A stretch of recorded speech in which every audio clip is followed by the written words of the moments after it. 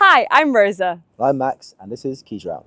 This week is Earth Week. It's all about looking after nature and caring for the environment. Coming up on the show today, What happens now the Pope has passed? marches in response to how the court defines women, A Sikh festival at Manchester Museum. and Blackadder is back at it. See you in the studio.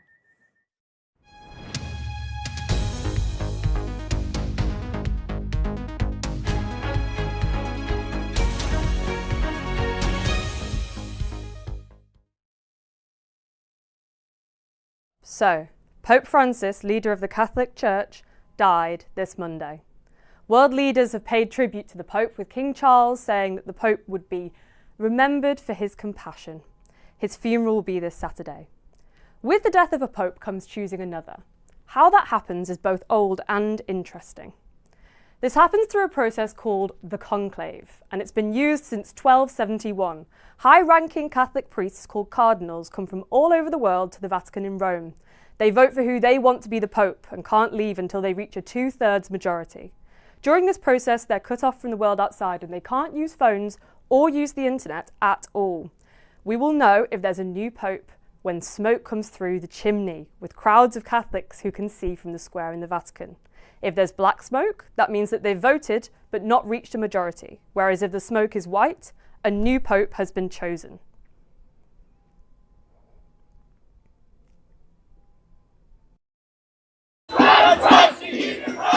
All of these wonderful people stood behind me. They work day in, day out for trans rights, keeping our people safe, improving their lives, unlike our elected representatives who once again have failed trans people all across this country.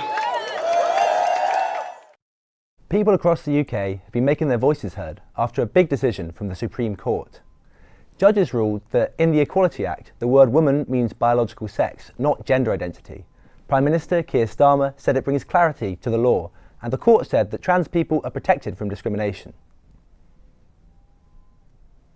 But trans rights activists are worried that this could mean more than exclusion from things like toilets and sports, affecting cis women too. With so many voices being seen and heard through peaceful protests and placard making, the conversation is far from over.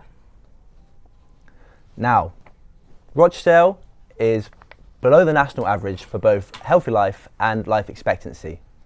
While the figures vary for men and women, on average, people from Rochdale live about 2 years less than people in the rest of the UK. It's a complex issue, but one factor is childhood obesity. For kids who finish primary school, 20% of them are obese, whereas for Rochdale, it's 38.2%.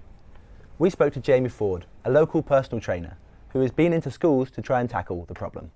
Yeah, it's pretty bad. It's not a new problem either. It's been going on for quite a while.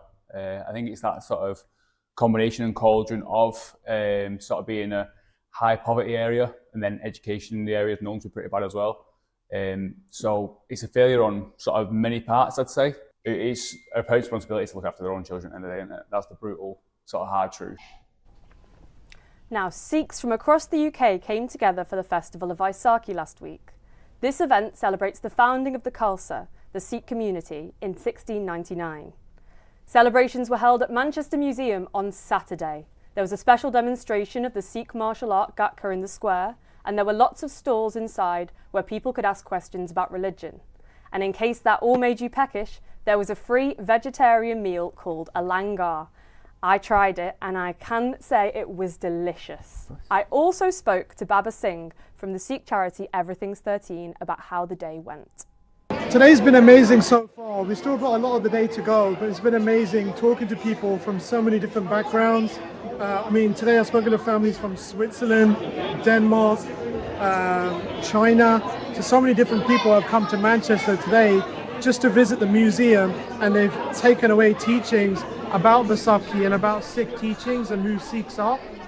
And a special one today, from dragons to knights, today is all about flags, legends and a certain saint. Yep, it's St George's Day. Today, Prime Minister Keir Starmer called on the public to reclaim the English flag from those who use it to divide. He says it belongs to all of us, a symbol of unity, pride and fairness. So, who was St George and why do we still celebrate him? Let's take a look at Chester Town Hall's event that's been happening today to find out. St. George, born in the 3rd century in Cappadocia, which is now part of Turkey, was a Roman soldier who hated how the Romans treated Christians. He refused to change his views and go against his religion, ultimately leading him to be executed. Though being famous for slaying a dragon, that's a mythical tale, St. George is remembered for his courage and devotion. In 1350, King Edward III made him the patron saint of England. He's also the patron saint of several other countries. But how is St. George's Day celebrated in England? Well, with reports that a fire-breathing dragon is approaching Chester, the Lord Mayor is hosting a rather special tournament. This is Chester's own version where we take 4 local primary schools. They're dressed as knights in armour, they're dressed as archers, they're dressed as horsemen, and we parade through the town doing various things with very dangerous weapons, falling over, getting up again, until we find St. George. When St. George is found, the brave knight will slay the dragon and save the princess in a street performance outside the town hall. I think it's important to celebrate these traditions. I'm a great one for outdoor events and outdoor spectacular, and for Chester, these traditional events like St. George's Day or the Midsummer Watch, that's the backbone of what we do in the streets. Just across the street, Reverend Hughes, the chaplain at Chester Cathedral, reflects on the story of St. George and why he remains a powerful symbol in England today.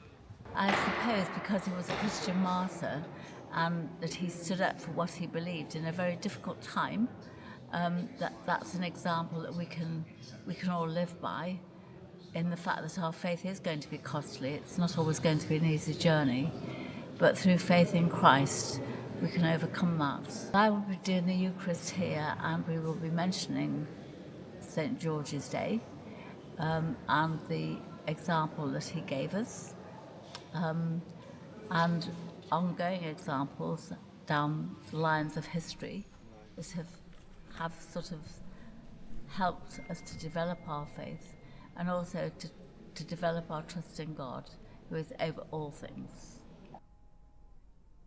And finally, you wouldn't expect to see Queen Elizabeth I in Salford. But in May, the Holy Road Stage Society will be reviving 80s classic Blackadder 2. For our younger viewers, Blackadder was a TV comedy starring Rowan Atkinson, also known as Mr. Bean, as the grumpy Lord Blackadder. He spends most of his time trying to impress the Queen. Here's the director Shirley to tell us more. So why should people come along and see the show?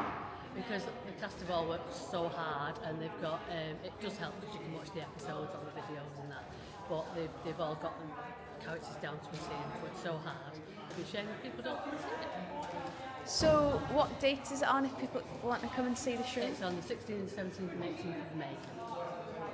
Tickets are on Ticket Source or on the mobile numbers that are advertised on the posters. Well, that's all from your Quays Round team today. We'll be back at 5 p.m. with Quays Beat Radio for even more. And be sure to head out and enjoy the sunshine. And have a great evening and a great St. George's Day.